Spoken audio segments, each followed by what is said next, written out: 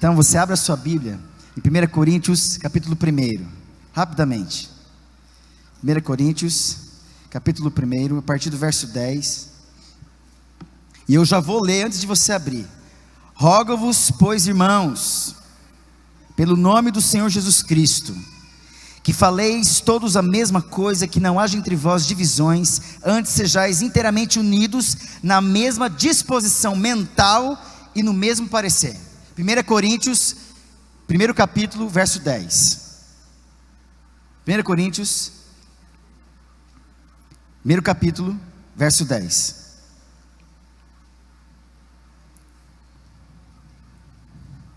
Nós temos como tema desse ano, vida vitoriosa, mais do que vencedores.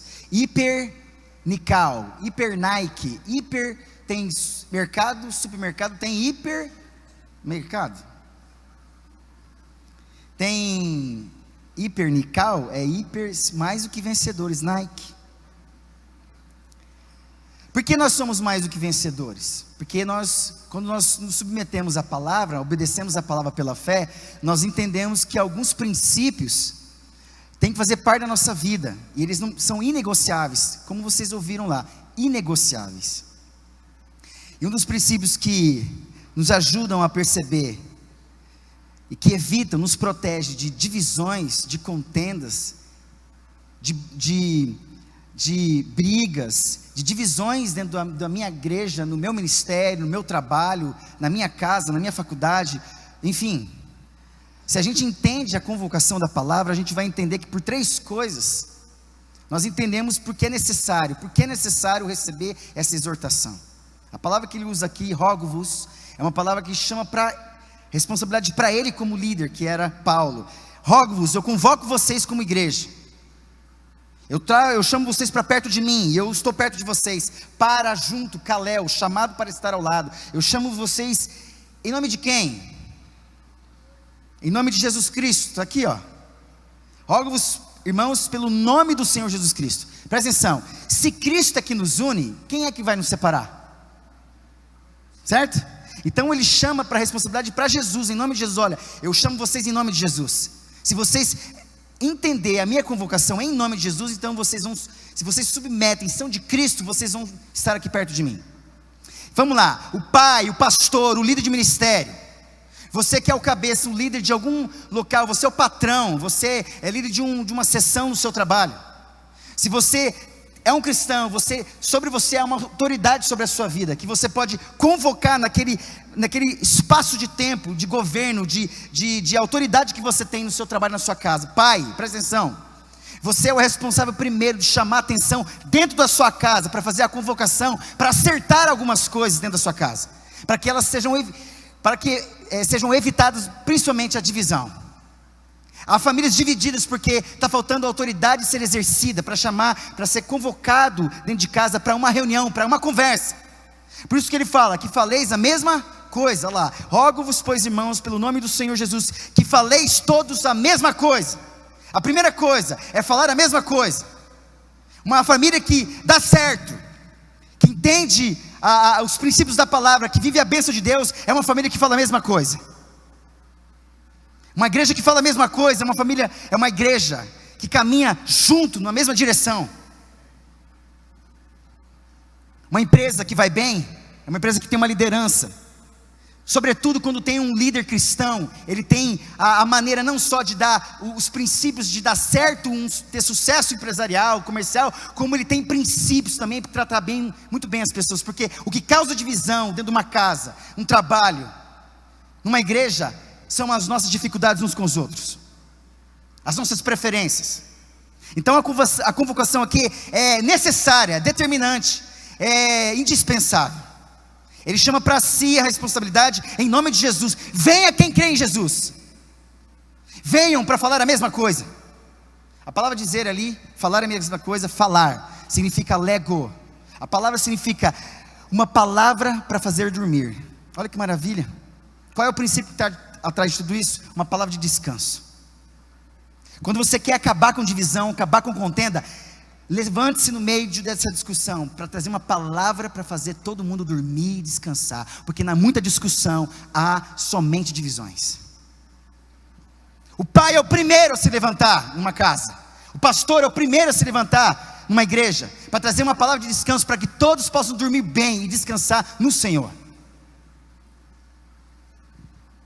Uma palavra de descanso, falando a mesma coisa, está dizendo exatamente, significa colocar um argumento para descansar, encerrando a mensagem, colocando todos para dormir. Exatamente isso. Segunda coisa, essa convocação não é uma convocação para ignorar e fazer vista grossa para a realidade que está acontecendo, que pode acontecer no meio da igreja, da sua casa, do seu trabalho. Divisões. A palavra para divisões ali é esquismas. Fazer, rasgar, fazer em pedaços. Quantos de nós estamos despedaçados dentro da nossa própria casa, na sua igreja, na nossa igreja, no seu ministério, no seu trabalho? Porque nós estamos rasgados dentro de nós, porque nós não resolvemos problemas com os nossos parentes. Nós não resolvemos problemas dentro do nosso ministério. Nós não resolvemos nem problema conosco mesmo. Estamos rasgados, cheios de fissuras. Olha, por 3 coisas ele reclama aqui e convoca: falar a mesma coisa, e que não haja divisão entre vocês, e que sejais o que? Inteiramente unidos, catartismos. Cata, para baixo. Artismos, artista, é aquele que faz agora, aquele que é perfeito, pronto. Um artista faz agora, para baixo agora. A ideia de um osso fora do lugar. Uma casa dividida, uma igreja dividida, um ambiente de trabalho dividido, é um trabalho que tem fraturas. Para baixo agora, encaixado, articulação, as coisas começam a andar, ser articuladas. Uma igreja unida, uma igreja que acontece, que precisa arrumar a sua posição. Quando eu entendo que eu preciso acertar com minha esposa, eu estou dizendo assim: Deus, no meu relacionamento com ela não pode ter fraturas, osso fora do lugar. Eu preciso tratar essa questão de pedir perdão, de se reconciliar, de confessar pecados. Por 3 coisas ele convoca: falar a mesma coisa, que não haja divisão entre vocês, que vocês estejam unidos em 2 coisas, que haja disposição mental e tenham o mesmo parecer. Disposição mental, está dizendo de uma mente, um coração. Aqui no grego ele fala com mente, uma mente disposta a resolver, porque é na mente que nós resolvemos nossos problemas de divisão, de contenda, de briga. Nasce aqui. De onde nascem as guerras? Senão na mente de vocês, do coração de vocês. A palavra no hebraico para mente aqui é literalmente coração. Se no grego traz a ideia de mente, o coração, no hebraico é coração, está dizendo assim: onde há um cajado e uma casa. Você pode usar o teu cajado dentro da sua casa para arrebentar com todo mundo, mas você pode usar o cajado como autoridade para acertar, unir todo mundo dentro da sua casa. O coração é o lugar, é o centro de tensão, onde você precisa se resolver com você mesmo e com as outras pessoas. Como é que a gente resolve tudo isso? E tendo o mesmo parecer, o mesmo conhecimento, a mesma opinião, o movimento das mãos, o mesmo trabalho que se movimenta observando. Ninguém da igreja, nenhum trabalho vai dar certo se todo mundo com as mesmas mãos, o mesmo movimento com as mãos, trabalhando, o mesmo movimento, observando a mesma coisa, não vai entender as necessidades. Vai haver divisão, porque se eu quiser trabalhar de uma forma e me movimentar de outra forma e observar da forma que eu quero, e se você não entende que em nome de Jesus as coisas precisam ser faladas da mesma forma, e que não enxergadas da mesma forma, como não podendo haver divisões, e estar unidos inteiramente, então a gente não vai caminhar junto. O que resolve isso? O que resolve isso? Rapidamente mesmo. Primeiro, eu resolvo o problema de divisões em casa com os meus parentes. Resolvo o problema de divisões na minha igreja com os meus irmãos. Resolvo com os meus colegas de trabalho, quando você como cristão, presta atenção. Você como cristão não pode ter qualquer amigo. Mas você como cristão pode ser um amigo para qualquer um. Entende isso? Você não pode ter qualquer amigo, mas você pode ser um amigo para qualquer um, porque você é um cristão. Você carrega dentro de você um Espírito Santo, que é Deus, que é justo, que é verdadeiro. Dentro de você a verdade, a clareza. Por conta de você, Deus habita em você. Você é capaz de ser um amparo para essa pessoa. Entenda uma coisa: como é que a gente tem que responder aos de fora e os de dentro? Porque a gente tem dificuldade com os de dentro, que são crentes também, mas também tem dificuldade com os de fora. Mas presta atenção, como é que a gente trata essas questões de divisão, de divisões? Já falei, falando a mesma coisa, enxergando que há divisões, e estar unidos, disposição mental e conhecimento. Mas olha só, quando você se descobrir discutindo com outro irmão, use as seguintes orientações bíblicas. Primeiro, deixa a misericórdia guiar as suas respostas. Deixa a misericórdia de Deus, deixa a fala, a linguagem do alto dirigir as suas respostas. Num conflito, a maioria quer apenas o que é justo, mas a abordagem de Deus não se refere à justiça, e sim de graça e misericórdia. A Bíblia fala que Jesus era um cara cheio do quê? Cheio de graça e verdade. Ele não discutiu com os fariseus a respeito da mulher adúltera, simplesmente ele agiu com graça e verdade. Quem não tem pecado, tira a primeira pedra. Saiu todo mundo, só ficou ele e a mulher. Cadê os teus acusadores? Não sei, Senhor. Pois é, nem eu te condeno. Graça, a graça não te condena. Agora eu tenho uma verdade para você: vai e não peques mais, porque a próxima vez que você pecar, se não estiver aqui, tu vai morrer. Tu vai morrer. Graça e misericórdia, a forma de a gente tratar uns com os outros. Eu estou falando de uma coisa que eu tenho dificuldade, porque a vontade, vocês sabem o meu jeito, ou pelo menos alguém aqui, alguns aqui, a vontade é de avançar, de usar o cajado para outras coisas. Mas Deus sabe que nós estamos aqui. Aliás, Coríntios é interessante, o contexto aqui é terrível. A igreja aconteceu numa situação improvável: promiscuidade, idolatria, paganismo. Coríntios não é de Deus, presta atenção. Estou brincando, gente, brincadeira. Mas assim, ali havia uma expressão, quando os caras, era uma cidade portuária, chegavam os caras de fora, tinha os guias turísticos lá. E aí, vamos corintianizar? Eles falavam isso.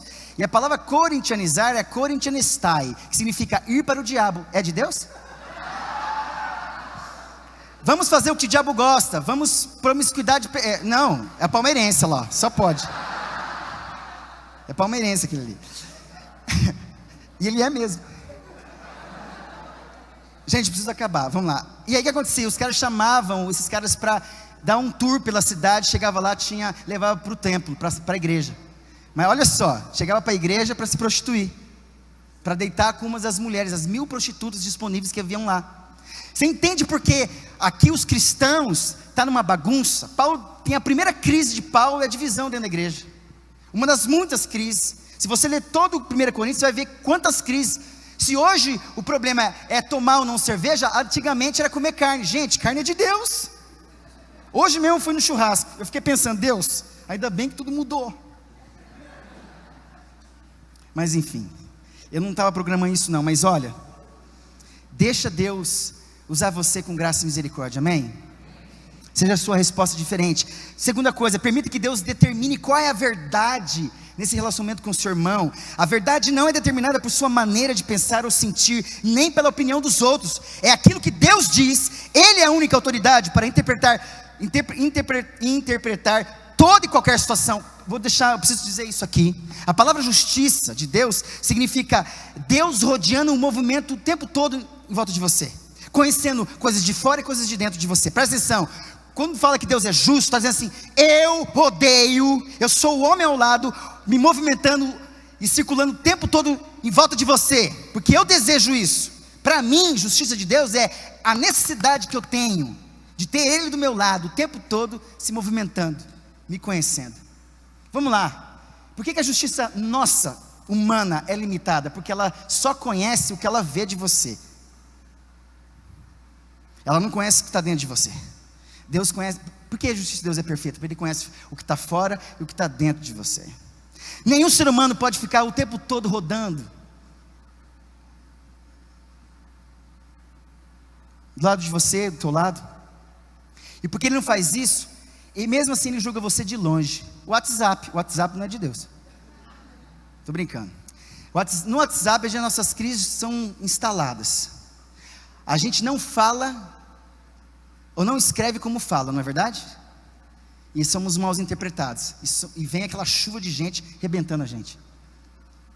Como é que julgar isso? Só Deus sabe. Aí você tem que ligar para o irmão. Irmão, não quis dizer isso. Mas você escreveu isso. Não, entenda isso. Deus vai te dar graça para você entender a relação teu com teu esposo, com a tua esposa, com os teus filhos, com os teus parentes, os teus funcionários, o teu patrão, amém? Deus vai fazer isso, rapidamente. Busca a presença de Deus. Satanás quer que acreditemos que estamos sozinhos nessa batalha. Simão Pedro usou palavras violentas, espada, maldições e mentiras, na tentativa desesperada de cuidar de si mesmo. Ele lutou como um homem separado de Deus. O exemplo que devemos seguir é do jovem pastor Davi, que acreditou a pertencer ao Senhor na batalha. Presta atenção, e é verdade. Não seja como Pedro nesse aspecto, cortando a orelha dos outros, mas seja como Davi, disponível. Quem é esse incircunciso? Eu vou em nome do Senhor dos Exércitos. E com apenas uma pedrinha, Deus vai usar o que você faz de melhor, e você vai vencer em relação ao teu inimigo, em nome de Jesus, amém? Você vai vencer. Apoie-se na mente de Cristo. A Bíblia diz que não devemos nos apoiar em nosso próprio entendimento, pois o que parece ser certo aos nossos olhos pode estar completamente errado. Está vendo que tudo isso aqui são dicas da gente evitar divisões no nosso meio? Na sua casa, no seu trabalho, na sua igreja, no seu ministério, aonde você estiver, se você ocupa um ambiente de, proporciona um ambiente de relacionamento, entenda, não seja um impedimento para as coisas se darem certo. Apoie-se tendo a mente de Cristo. Pense como Cristo pensaria. A Bíblia diz que não devemos apoiar nosso próprio entendimento. Quinta coisa, procure a verdadeira fonte do conflito. De acordo com a Bíblia, não estamos lutando contra pessoas. Nosso inimigo verdadeiro é Satanás e suas forças espirituais do mal nas regiões celestiais. A nossa força não é contra a carne e o sangue, amém? Não é contra o seu irmão, com a sua mãe, com o seu pai. Apesar de a gente querer isso. Por que Paulo fala isso? Porque isso é uma realidade entre nós. Nós temos vontade de avançar. A gente precisa entender como é que isso pode ser resolvido. Sexto, largue as armas humanas. É verdade, quando as usamos, acabamos num círculo vicioso de retribuir mal com mal. Isso é o mesmo que tentar lutar com um gambá usando mau cheiro. E é verdade. É verdade. Todos saem perdendo. Manipulação, fofoca, difamação, ridicularização, ameaças, vergonha, murmuração, decepção e silêncio. Olha aqui. Não se vence uma situação carnal e espiritual de forma carnal. Só se vence uma situação carnal e espiritual de forma espiritual. A palavra já diz assim, que o homem natural não aceita as coisas de Deus e não a entende porque eles são loucura. Mas o homem espiritual, ele julga todas as coisas, e ele mesmo não é julgado por ninguém. Quem conheceu a mente do Senhor? Pois nós temos a mente de Cristo, porque tem o Espírito Santo dentro de você. Você tem a mente de Cristo. Você tem a mente de Cristo. E porque você tem a mente de Cristo, você luta como a palavra diz para lutar. Não avance, não agrida, tenha graça e misericórdia. Por último, eu vou terminar. Aprenda a usar as armas espirituais. A Bíblia diz que a oração é uma arma poderosa. Muitos cristãos nunca pensaram em orar quando surge uma discussão. A oração nos faz pensar em que Deus é e de quem somos filhos. Ele leva qualquer discussão a uma perspectiva divina. O perdão também é uma outra arma espiritual. O seu poder é maior do que qualquer outro inimigo possa usar contra você. Presta atenção. É verdade, aos poucos as fissuras vão aparecer e as divisões vão aumentar, à medida que você persistir no orgulho de não se submeter ao princípio do perdão. A palavra perdão é superdoar. Eu superdoo a chance do outro refazer aquilo que ele fez de errado no primeiro momento. Você faça diferente, por isso eu te perdoo. Eu superdoo a chance de você fazer diferente. Perdoar e pedir perdão é se colocar sob o julgamento do outro. Você me perdoa? Você está falando assim, eu estou sob o teu julgamento, você me perdoa? Perdoar é sair no prejuízo. Perdoar as nossas dívidas, assim como nós temos perdoado os nossos devedores, é sair no prejuízo. Sai no prejuízo, mas salve a sua família. Sai no prejuízo, mas salve o seu casamento. Há um ano e 6 meses de namoro e noivado, eu e a Thaís. Nesse período, algumas das crises aconteceram, eu vi necessidade de instituir isso desde já e deixar claro para ela: olha, se você quiser casar comigo, se a gente casar junto, eu preciso disso aqui para a gente continuar. E é verdade, tem que ser assim. Ela não está aqui, eu estou falando desse jeito mesmo. E eu falei sem querer também.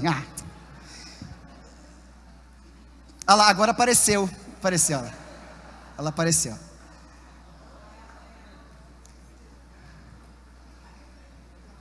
Tá bom, amor, tá bom. Deixa eu falar, vou terminar com isso. Deus, ela agora foi embora. A parte boa foi embora. Eu ia falar dela. Tô nem aí. Vamos lá. Sabe o que aconteceu? Nós combinamos o seguinte: amor, custe o que custar. Toda e qualquer situação difícil. Olha que nós já passamos situações muito difíceis. Nós vamos resolver com o perdão. Correto? Correto. Nós vamos resolver isso com o perdão. Quantas vezes nós entramos no nosso quarto com a vontade de arrebentar, com a vontade de não querer ouvir, de enxergar a cara do outro, mas nós entramos lá dentro. Por um ou outro, um lembrava, era mais forte que o outro. Não, vamos entrar, você não disse assim? Então vamos entrar. Aí eu disse assim, você vai entrar. E a gente entrava, chegava lá dentro. Gente, teve dias que nós discutimos 2, 3 dias o mesmo assunto. Ninguém chegava a um consenso. Eu nem ela percebia que algum dos dois tinha que ter uma palavra de descanso para dormir, porque tudo isso tirava o nosso sono. A falta de perdão tira o teu sono, te afasta dos outros. A exortação que você vem em nome do Senhor Jesus, que você fale a mesma coisa com seu marido, com seu filho, com a sua esposa, com o seu patrão, com o seu colega de trabalho. Você vai ter momentos de tentações para dividir, mas você não vai cair nessa em nome de Jesus, porque você vai ter uma disposição mental, o mesmo parecer, para se colocar como um artista, pronto por Deus. A palavra artista ali significa exatamente pronto, aqui agora, é aquele cara que faz aqui agora. Faz aí, artista, faço. Aquele que entende a palavra de Deus, faz aqui agora, pronto, submete, é perfeito. É a mesma palavra usada para perfeito. Perfeito, homem perfeito e perfeitamente habilitado para toda boa obra. Esse é o artista. O artista de Deus é aquele que submete ao cenário de Deus, à história de Deus, e participa de um cenário real, de luta todos os dias. Se você entende isso, leve isso no seu coração e obedeça, e veja o seu casamento feliz. Meu casamento existe até agora, até agora, são 9:07 da noite, porque até hoje, com todos os conflitos, todas as diferenças entre nós lutamos dentro do nosso quarto, para não nos dividir, em nome de Jesus. E você vai vencer também no seu casamento. Vocês que não casaram ainda, combine antes, é mais fácil. Feche seus olhos, vamos ficar em pé.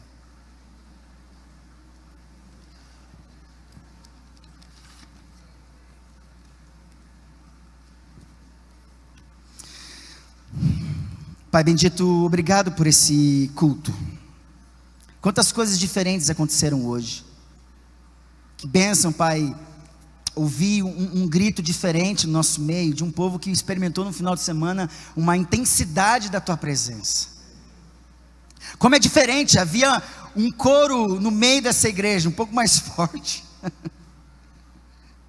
Isso é nítido, Deus. Que bom, Pai. Que o Senhor proporcione para cada um dos meus irmãos, Pai, esse encontro contigo, em nome de Jesus.